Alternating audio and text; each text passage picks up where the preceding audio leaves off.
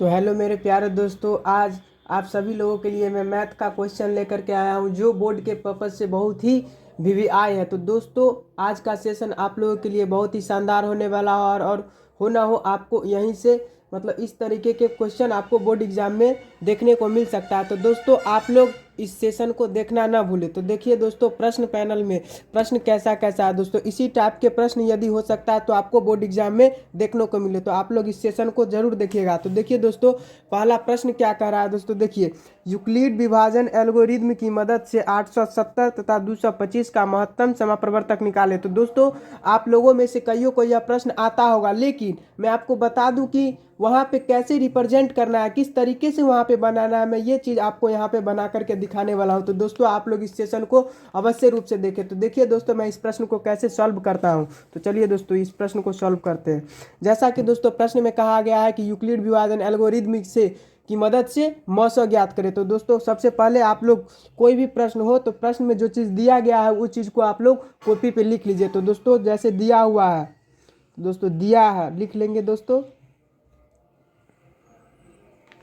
दिया है ए बराबर, दोस्तों देखिए दोस्तों, ए बराबर क्या दिया हुआ है 870 और बी बराबर 225। तो यहाँ पे दोस्तों लिख लेंगे ए बराबर 870 एवं बी बराबर 225। दोस्तों अच्छा दिखने के लिए दोस्तों जहाँ पे लिख देंगे ए बड़ा है बी से, इतना करके दोस्तों यहाँ पे लिखेंगे दोस्तों यूक्लिड विभाजन एल्गोरिदम की मदद से।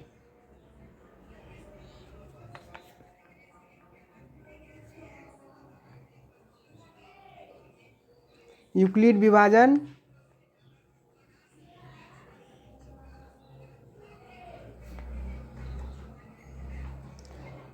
एल्गोरिदम की मदद से या सहायता से, दोस्तों जो भी आपको अच्छा लगे वो चीज़ लिख दीजिएगा, मदद से। दोस्तों अब यहाँ पे यूक्लिड विभाजन एल्गोरिदम का सूत्र लिख देंगे दोस्तों, जहाँ पे ए बराबर होता है दोस्तों बी क्यू प्लस आर, और दोस्तों यहाँ पे लिख देंगे जहाँ 0 से बड़ा या बराबर और आर से बड़ा दोस्तों बी होता है, क्वेश्चन में ऐसे कर देंगे। अब दोस्तों प्रश्न को सॉल्व कर देंगे। ए बराबर दोस्तों 870 दिया हुआ है तो मैं यहाँ पे लिख दूंगा। इसके आगे का प्रोसेस दोस्तों आपको भी पता होगा, तो दोस्तों यहाँ पे लिख करके 225। अब दोस्तों यहाँ पे उस चीज़ से मल्टीप्लिकेशन करेंगे जो 870 के नज़दीक हो। तो दोस्तों यहाँ पे क्या से लगा सकते हैं दोस्तों, मैं 6 से लगा करके देखूंगा तो 6 दूना 12 दोस्तों अधिक हो जाएगा। 3 से लगा करके देखता हूँ दोस्तों, तो देखिए दोस्तों मैं 3 से लगा करके देख रहा हूँ। तो दोस्तों यहाँ पे दोस्तों मैं रफ कर लेता हूँ।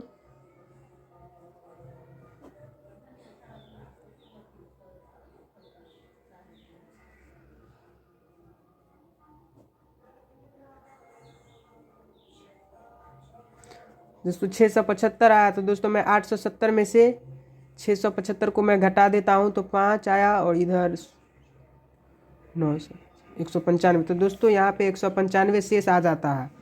अब यहाँ पे दोस्तों मैं 225 यहाँ पे लिख दूंगा। अब यहाँ पे दोस्तों 195, अब यहाँ पे दोस्तों मैं 6 से गुना कर देता हूँ, 225 के नज़दीक आ जाएगा। नहीं दोस्तों, मैं 3 से लगा करके देखता हूँ, नहीं 1 से दोस्तों 1 से लगेगा। तो यहाँ पे दोस्तों मैं 225 195 0 3 30 आया दोस्तों, शेषफल यहाँ पे 30 आ गया। अब यहाँ पे दोस्तों मैं 195 दे दिया, और यहाँ पे 30 गुने में 6 से लगा करके देखते हैं 18 180, यानी दोस्तों मैं यहाँ 15 बच गया शेष में। अब यहाँ पे दोस्तों 30 दिया और 15 2 प्लस 0, देखिए दोस्तों शेषफल मेरा 0 आ गया। ये देखिए दोस्तों शेषफल मेरा 0 आ गया। तो अब इसका HCF यहाँ पे लिख देंगे, अतः महत्तम समाप्रवर्तक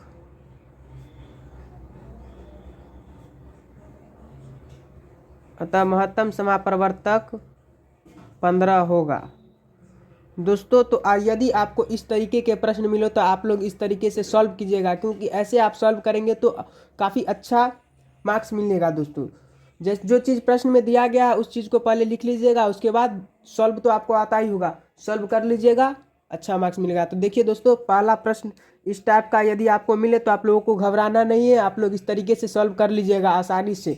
और इस तरीके के प्रश्न कई बार बोर्ड में पूछा गया, तो आप लोग उस सारे प्रश्न को एक बार सॉल्व कर लीजिएगा, इससे आपको प्रैक्टिस बढ़ जाएगी। और देखिए दोस्तों दूसरा प्रश्न क्या कह रहा है। देखिए दोस्तों दूसरा प्रश्न है दोस्तों, अभाज्य गुणनखंड द्वारा 510 और 92 का मौसा और लौसा ज्ञात कीजिए। तो दोस्तों इसमें बताना है अभाज्य गुणनखंड। दोस्तों आप लोगों को पता होगा कि अभाज्य गुणनखंड कहते हैं किसको और भाज्य गुणनखंड किसे कहते हैं। तो मैं आपको बता दूं एक बार रिवीजन के तौर पे, जो अभाज्य गुणनखंड होता है उसमें सिर्फ केवल 2 ही गुणनखंड होते हैं। अभाज्य गुणनखंड के सिर्फ 2 ही गुणनखंड होते हैं और भाज्य गुणनखंड में 2 से अधिक गुणनखंड होते हैं। तो आप लोग ये चीज समझ गए होंगे। तो दोस्तों यहाँ पे प्रश्न में दिया गया है कि 510 और 92 का मौसा और लौसा ज्ञात करना है अभाज्य गुणनखंड से। तो ठीक इसी प्रकार यहाँ पे लिख देंगे दोस्तों, दिया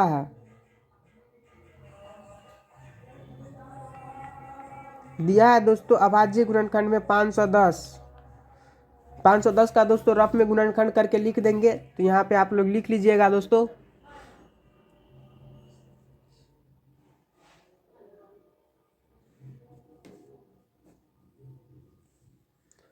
अब दोस्तों मैं यहाँ पे 2 से लगा के देखता हूँ, 17 या 51।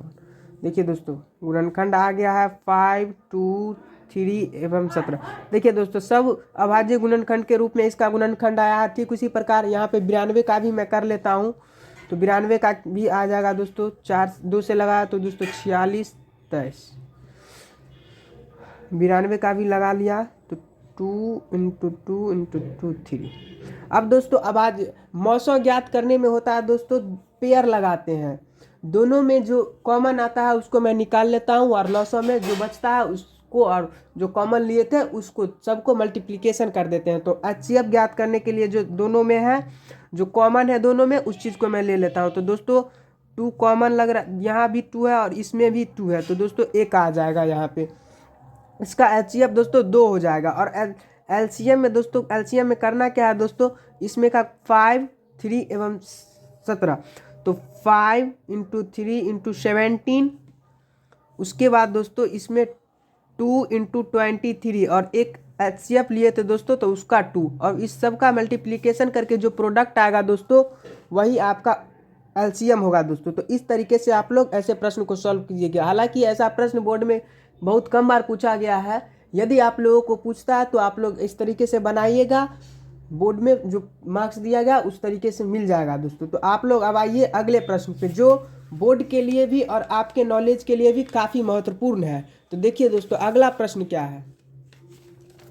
तो दोस्तों अगला प्रश्न है,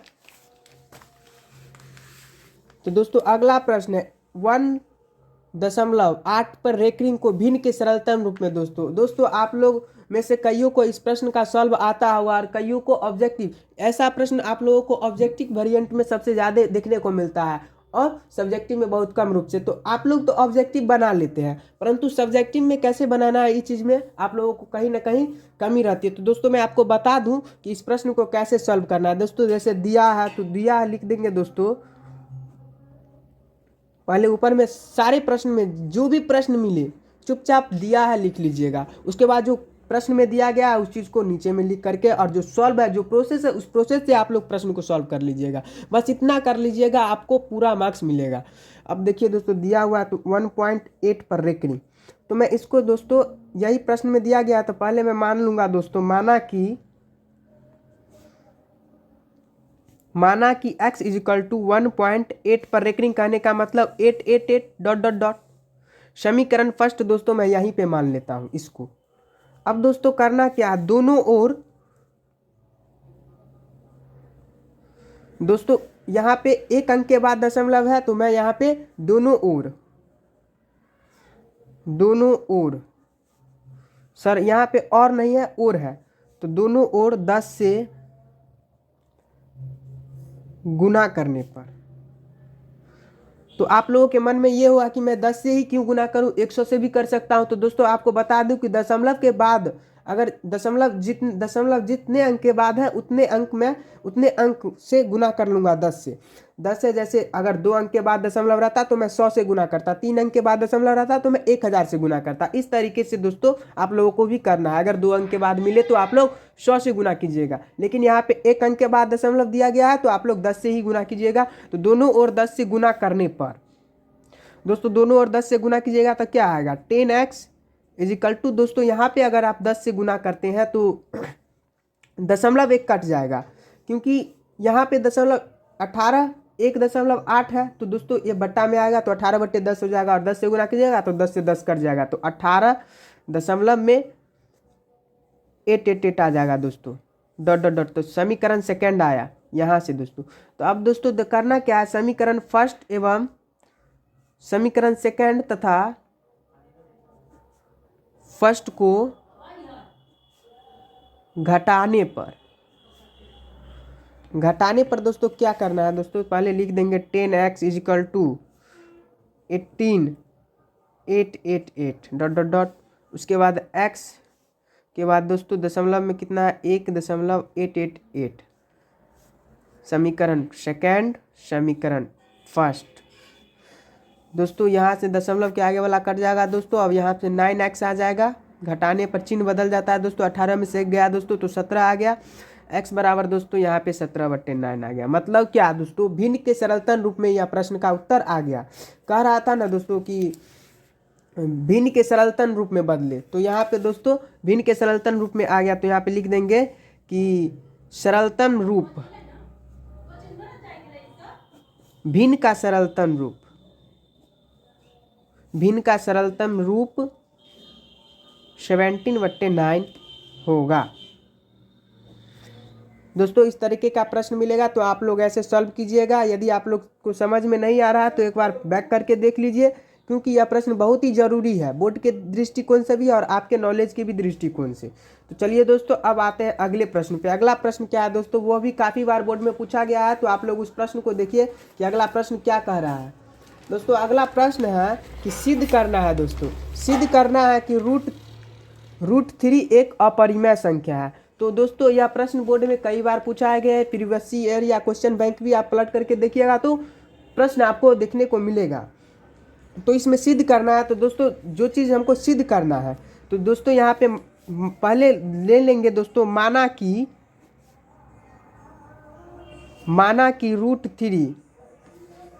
√3 एक परिमेय संख्या है दोस्तों। अपरिमेय सिद्ध करना है तो हम परिमेय संख्या है मान लेंगे, √3 एक परिमेय संख्या है।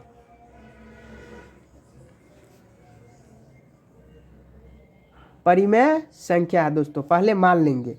अब उसके बाद करना क्या है दोस्तों, √3 एक परिमेय संख्या है तो क्या करेंगे, p/q के रूप में आ जाएगा। परिमेय संख्या क्या है कि p/q के रूप में हो लेकिन q का मान 0 ना हो, उसे परिमेय संख्या कहते हैं। तो दोस्तों हम यहाँ पे लिख देंगे √3 इजिकल टू p/q। इतना लिखने के बाद दोस्तों दोनों ओर वर्ग कर देंगे। दोनों ओर वर्ग करने पे दोस्तों आएगा, दोनों ओर वर्ग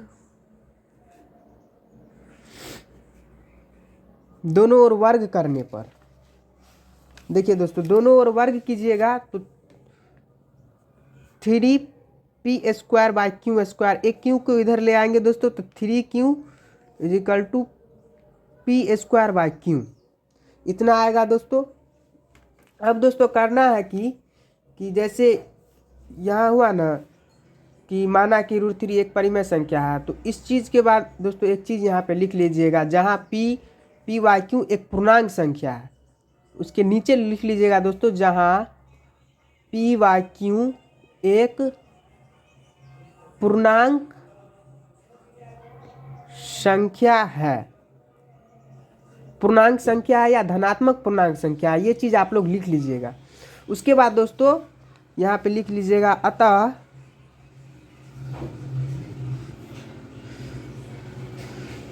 p/q एक पूर्णांक संख्या है तो p²/q भी एक पूर्णांक संख्या होता, परंतु यह हमारे तथ्य का विरोधाभास कर रहा है। विरोधाभास कहने का मतलब यह हमारे गणित के नियम को तोड़ रहा है। विरोधाभास कर रहा है, विरोधाभास कर रहा है, इसीलिए √3 एक परिमेय नहीं बल्कि अपरिमेय संख्या है। अपरिमेय संख्या है। दोस्तों इस तरीके का प्रश्न यदि आपको मिलता है तो आप लोग ऐसे ही सॉल्व कीजिएगा। आप लोग को घबराना नहीं है। भले ही आपको प्रश्न में डिजिट अलग मिलेगा, जैसे √3 के जगह आपको √5 मिलेगा, √5 की जगह √7 मिलेगा, लेकिन यही प्रोसेस रहेगा दोस्तों। तो आप लोगों को यदि कैलकुलेशन सही है तो आप लोग इस चीज़ को, इस कंसेप्ट को क्लियर किए रहिएगा तो आप लोग इस तरीके से सॉल्व कर लीजिएगा। आपको कहीं से भी कोई नंबर नहीं कटेगा। आप लोग बस समझने का प्रयास कीजिए कि किस तरीके से वहाँ पे रिप्रेजेंट करना है। तो देखिए दोस्तों, अब आते हैं अगला प्रश्न पे। अगला प्रश्न उसी से मिलता जुलता है दोस्तों। देखिए अगला प्रश्न है दोस्तों, सिद्ध करें कि 5 - 2 इंटू √3 एक परिमेय संख्या नहीं है। 5 - 2 √3 एक परिमेय संख्या नहीं है, कहने का मतलब अपरिमेय संख्या है। तो सिद्ध करना है कि 5 - 2 √3 एक अपरिमेय संख्या है। तो इस प्रोसेस में दोस्तों यहाँ पे थोड़ा अलग हो जाता है दोस्तों, इस चीज़ को ध्यान में रखिएगा। यहाँ पे उससे भी इजी वे में आ जाता है। तो देखिए दोस्तों यहाँ पे क्या अलग होता है मैं आपको बता दूँ। जैसे दोस्तों यहाँ पे है ना 5 - 2 √3 एक परिमेय संख्या नहीं है। तो यहाँ पे दोस्तों मैं सबसे पहले लिखूंगा, माना कि 5 - 2 √3 एक परिमेय संख्या है, इतना मान लीजिएगा। उसके बाद दोस्तों परिमेय है तो p/q = आइए करेगा, ये बात आप भी जानते हैं। तो यहाँ पे लिख लेंगे p/q = 5 - 2 √3। अब दोस्तों करना क्या है कि p यहाँ पे माइनस में है तो इधर हम ले आते हैं, इसको पॉजिटिव कर लेते हैं। तो p/q + 2 √3 = 5। अब यहाँ पे भिन्न का जोड़ भी कर लेते हैं, या यहीं पे भी छोड़ दीजिएगा तो चलेगा, लेकिन एक स्टेप बढ़ लीजिए, अच्छा रहेगा। तो p + 2 √3 q/q 5। यहाँ पे p + 2 √3 q = 5q, इतना हो गया दोस्तों। अब यहाँ पे दोस्तों लिख देंगे कि यदि p/q या p तथा q, p/q या p तथा q लिखिएगा। यदि p/q एक पूर्णांक संख्या है तो 2 √3 q एवं p भी पूर्णांक संख्या होता, परंतु यह हमारे तथ्य का विरोधाभास कर रहा है। मतलब यह हमारे गणित के नियम को तोड़ रहा है, विरोधाभास कर रहा है। इसीलिए का सिंबल दोस्तों मैथ में ऐसे होता है। इसीलिए 5 - 2 √3 एक अपरिमेय संख्या है, अपरिमेय संख्या है। आप लोग ऐसे सॉल्व कीजिएगा, देख लीजिए दोस्तों, अपरिमेय संख्या है। अब आते हैं दोस्तों अगले प्रश्न पे। अगला प्रश्न भी उसी से मिलता जुलता है दोस्तों। 5 - √3 एक अपरिमेय है, सिद्ध करना है दोस्तों। हमें उम्मीद है कि दोस्तों अब आप लोग इस प्रश्न को सॉल्व कर लीजिएगा। ज़्यादा कुछ नहीं है दोस्तों, मैं यहाँ पे शॉर्ट में बता देता हूँ कि इसको कैसे सॉल्व करना है। जैसे सिद्ध करना है ना दोस्तों 5 - √3, तो सबसे पहले आप लोगों को मान लेना है सबसे पहले आप लोगों को मान लेना है कि 5 - एक परिमेय संख्या है। उसके बाद पी वाई क्यू के रूप में आप लोग लिख लीजिएगा पी वाई क्यू 5 - अब करना क्या है दोस्तों, यहाँ पे √3 को इधर ले आएंगे तो दोस्तों पी वाई क्यू प्लस √3 आ जाएगा इजिकल टू 5 आ जाएगा। अब यहीं पे दोस्तों जो पीछे वाले प्रश्न में किए थे वही भिन्न का जोड़ करके और जो प्रोडक्ट आएगा उसको लिख जो प्रोडक्ट आएगा उसको लिख करके और दे देना है। यदि पी वाई क्यू एक पूर्णांक संख्या है तो पी तथा क्यू √3 भी एक पूर्णांक संख्या होता, परंतु यह हमारे गणित के नियम को, परंतु यह हमारे तथ्य को विरोधाभास कर रहा है, इसीलिए यह एक अपरिमेय संख्या होगा ना कि परिमेय संख्या। तो इस तरीके से आप लोगों को मैं दोस्तों यहाँ पे देखिए दोस्तों 6 प्रश्न था और पहला चैप्टर से दोस्तों यही से प्रश्न घुमा करके पूछता है, बस इतना ही से। यदि आपको इतना पे कमांड है, यदि आपका किस्मत अच्छा है तो दोस्तों इस तरीके का प्रश्न आएगा, आप लोग आसानी से कर जाइएगा।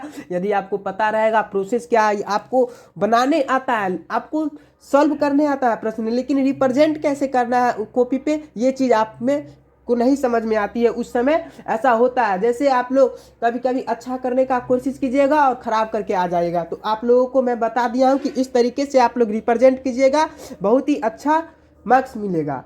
तो दोस्तों अब अगला चैप्टर है दोस्तों बहुपद, तो मैं इस पे अगला सेशन लेकर के आऊँगा। यदि आप लोग इस प्रश्न से समझते हैं तो यदि आप लोगों को यह बात समझ में आई तो आप लोग कमेंट सेक्शन में कमेंट कीजिएगा कि हाँ हमें ये बात समझ में आई, ताकि हम अगले चैप्टर बहुपद है दोस्तों पॉलिनोमियल बहुपद वाले प्रश्न पे भी मैं दोस्तों एक सेशन ले लूंगा। दोस्तों देखिए दोस्तों प्रश्न है, इसी तरीके के प्रश्न आते हैं घुमा फिरा करके, मैं क्वेश्चन एनालिसिस करके लिखा हुआ हूँ। तो दोस्तों आप लोगों को मैं बहुपद पे भी प्रश्न करा दूंगा। यदि आप लोगों को यह सेशन अच्छा लगा तो आप लोग लाइक कीजिए, कमेंट कीजिए और दोस्तों के साथ शेयर कीजिए।